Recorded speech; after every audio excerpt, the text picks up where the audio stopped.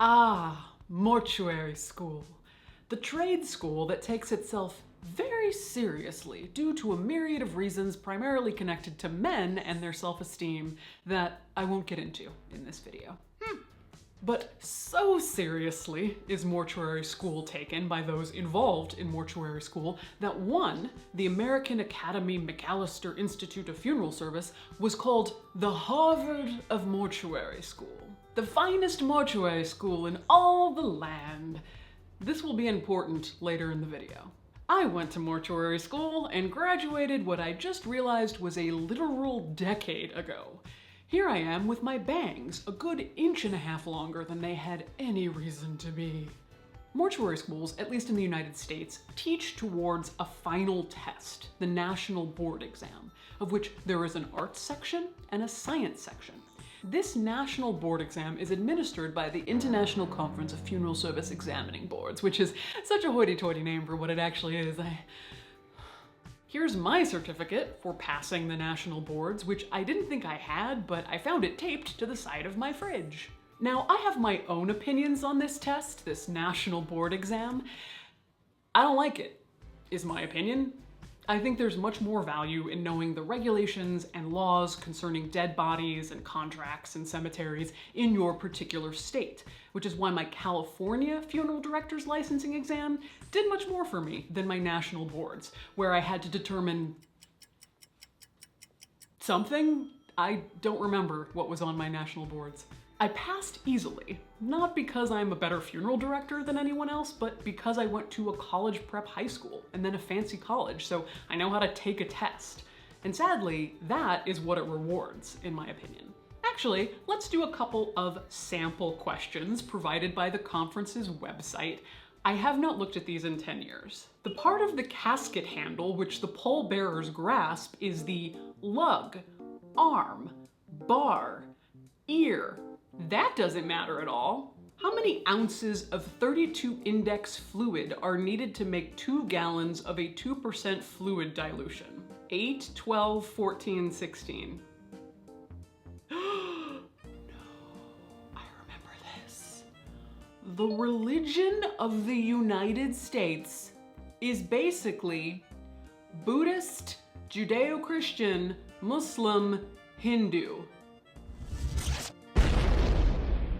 I remember why I was so mad a lot of the time in mortuary school. What? That is so dark. Also, the answer is E, capitalism. You're the funeral industry, you know that. So with that information, God forbid I should tell you a story without giving you my opinion first, let's get back to the McAllister Institute of Funeral Service. Now, the Harvard of mortuary schools is quite a claim, but their reputation and scores bore that description out. Several years ago, the National Board Exam passing rate of mortuary school students in the US was about 72%. For McAllister, their rate was 92%. Oh, much high, very fancy, score big.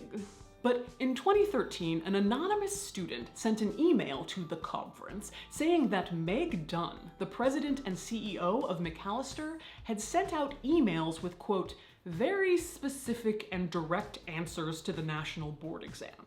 Then other students started coming forward saying they had been pressured by Dunn to disclose what was on their tests, so she could then disseminate the information to other students by saying they were her visions. That 92% passing rate started to make a bit more sense. It was a mortuary school scandal. In March of 2018, Meg Dunn and 7 teachers were officially charged by the New York State Health Department with distributing questions and answers from the exam to their student body. According to the health department, Dunn and the accused teachers engaged in a widespread conspiracy that would give their students an unfair advantage. Then the conference itself sued McAllister for giving their students an advantage and endangering the health and welfare of the public, which That last part is a little dramatic. I don't think anyone in the public was injured by the someone not knowing the third stage of grief as defined by Elizabeth Kubler-Ross, especially since the 5 stages of grief aren't used anymore and haven't been used for years. What danger if a student graduating in 2020 doesn't know grieving theories from the late 1960s? To be clear, I'm not saying you should cheat on your national board exam. Cheating bad. McAllister confidentially settled with the conference for $1.2 million in 2014. But the scandal didn't just hurt their reputation and bank account, it mostly hurt the students. By 2018, over 300 graduates from the previous 5 to 10 years had their passing board scores invalidated by the conference. In many places, most importantly New York, where presumably many of the graduates were working, that invalidates your license and ability to work. Most had until the end of the year to retake the test to keep their license. Other students accused of more egregious violations, according to Funeral Service Insider, yes, we have trade magazines called things like that, were not only asked to retake the exam, but also pay $500 to the conference's Examination Defense Fund. A poor defenseless exam. The most heavily penalized individuals had their licenses revoked and were barred from retaking the exam for 5 years, in effect sabotaging their careers. As for Meg Dunn, firstborn of the House of Cheating, giver of questions, as of December 31st, 2018, she had resigned as the president and CEO of McAllister, in a statement that sounds like she had done a great job and was just retiring. Heck of a job, Brownie. Now, how deep does the corruption go here? Meg Dunn is not helping her case by having been married to Joseph Naselli, the infamous Brooklyn body-snatching mortician who was sent to prison in 2009. And let's face it, one of the #1 things we want our morticians to be, the people taking care of our beloved mother and who were giving $10,000 for a funeral, is honest. But was the collateral damage worth it?